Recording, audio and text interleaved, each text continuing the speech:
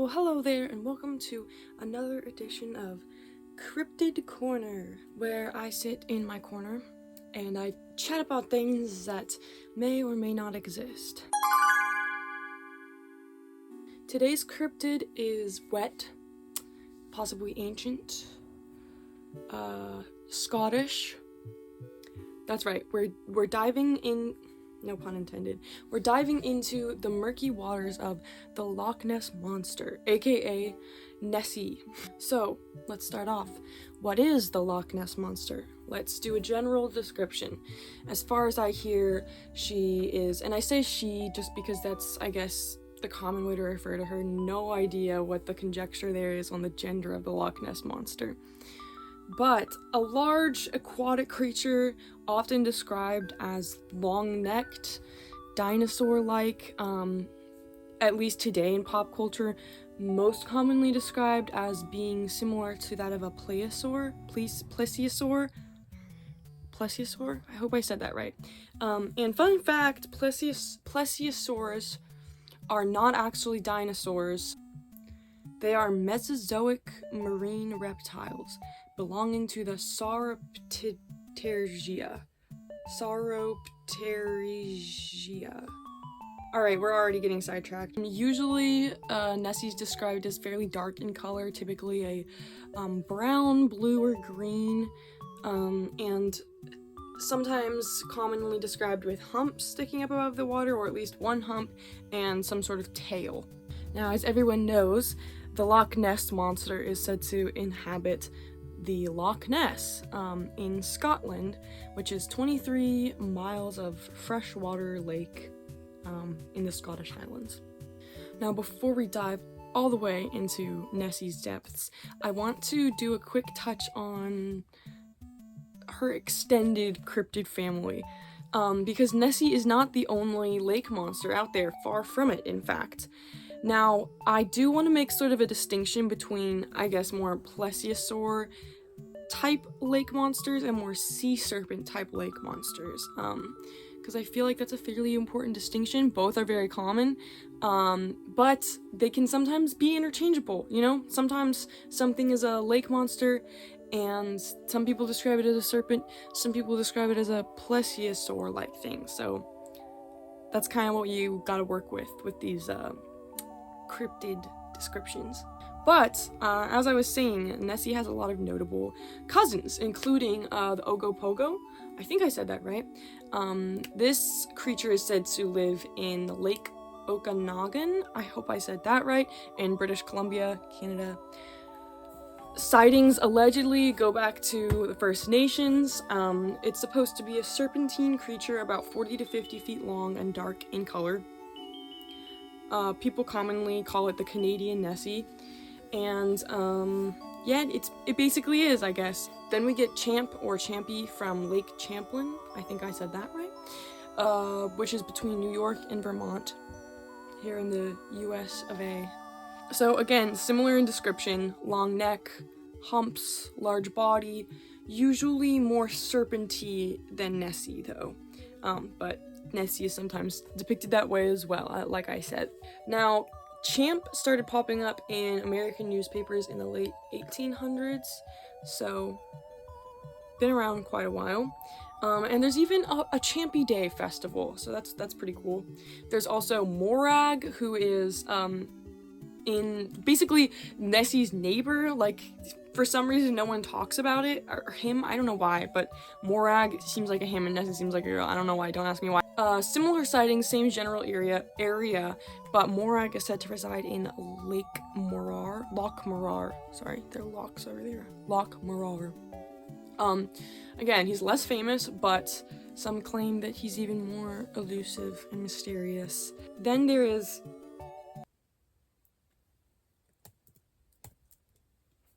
Lagerflute.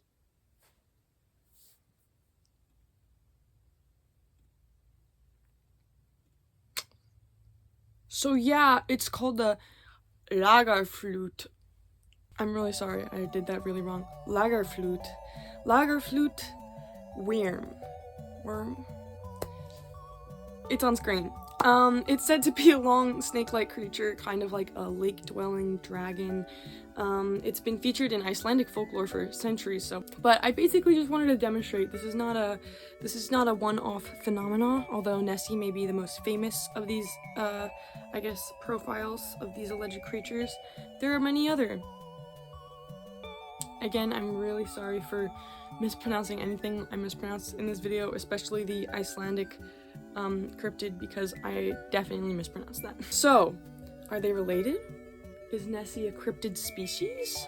Well, some cryptid enthusiasts may believe that, sort of their undiscovered lineage. Some people think relict plesiosaurs or other extinct species could have survived in isolated populations.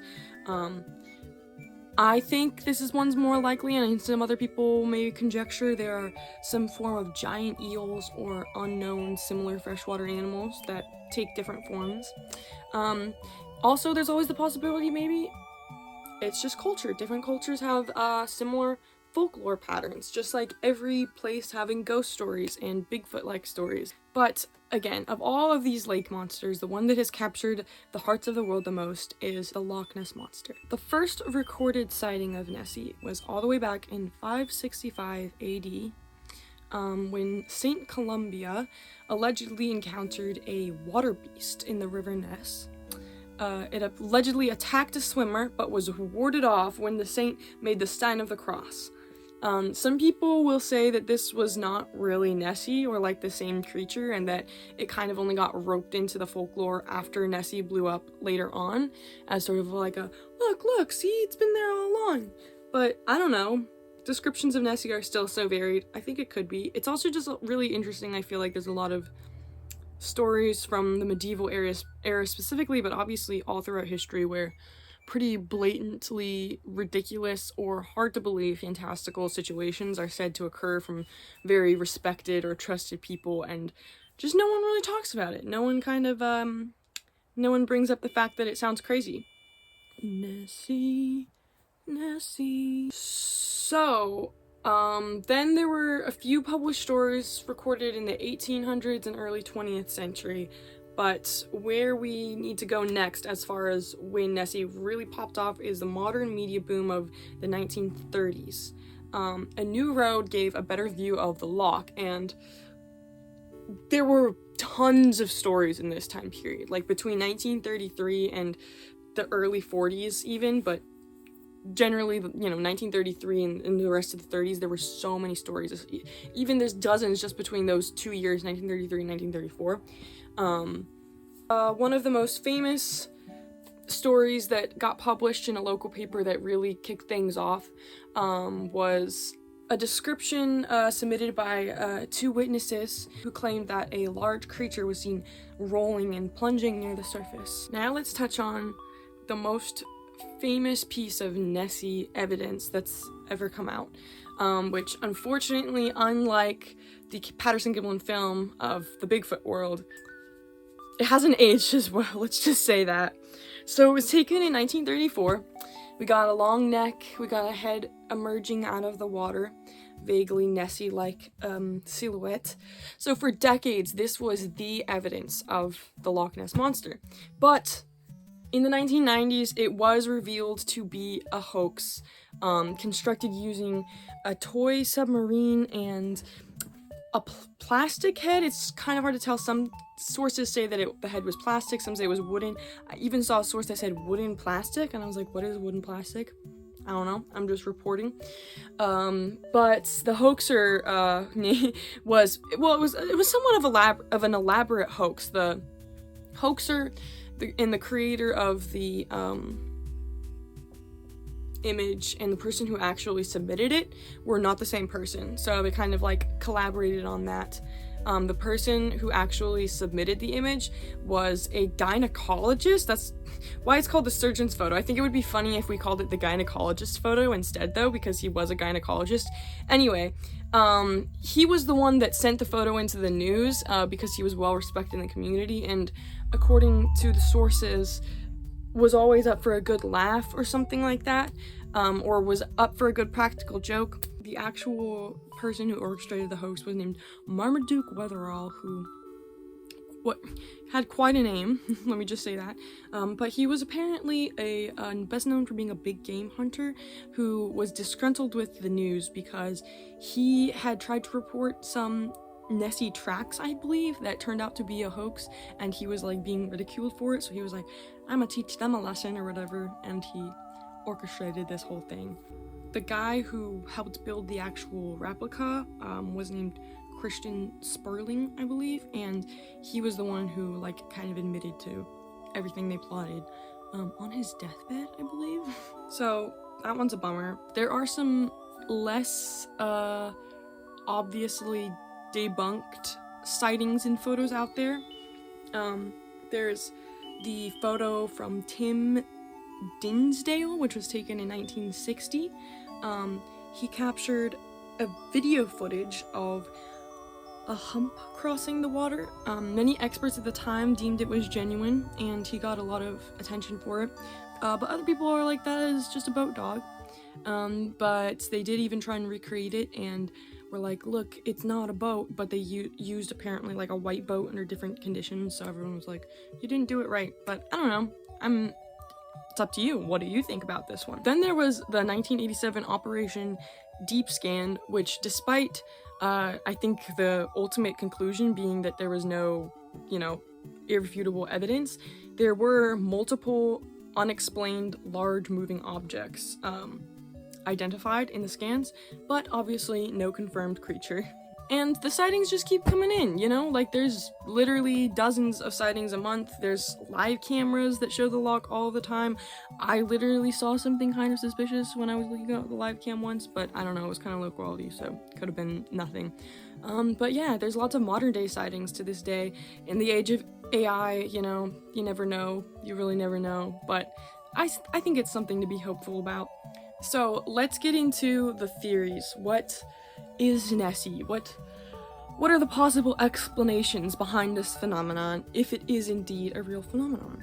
Well, very common theory is the plesiosaur theory, which is romantic. I used to buy into it for a really long time because I was just like, they look so much like plesiosaurs, how?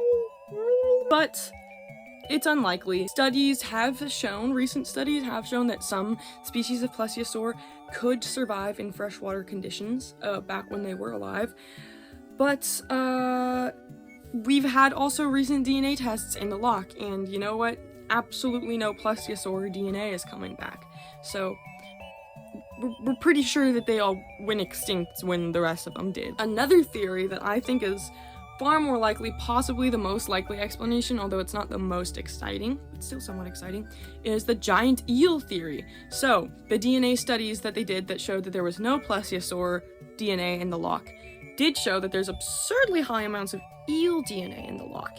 And I did look it up. There is very large species of eels, but the larger species of eels are not said to live in the loch. There's kind of like average size species of eels that live in the loch. So that kind of debunks it, because it's like, how are people going to mistake an average sized eel for the Loch Ness monster? Could happen, but less likely. My kind of offshoot theory of that is just that there's some undiscovered subtype of eels, which is like huge, and maybe they're in the loch and that's what we're seeing. Could the Loch Ness be harboring yet unwitnessed specimens of the largest eels known to man? Who am I to say? There's also the sturgeon fish theory. There's these large dinosaur-looking fish occasionally spotted in UK waters, but I believe they did tests for sturgeon DNA in the loch as well, and none was reported. Then we get into a category of theories I'm fond of, which are the paranormal or kind of like out there theories, which I used to be very averse to, but have grown much more comfortable with as I've gotten older. So some people think Nessie is an interdimensional creature or a time slip anomaly. So like, are we seeing into the past? Is Nessie only visible during strange quantum alignments that project a glimpse to several million years ago for a brief moment?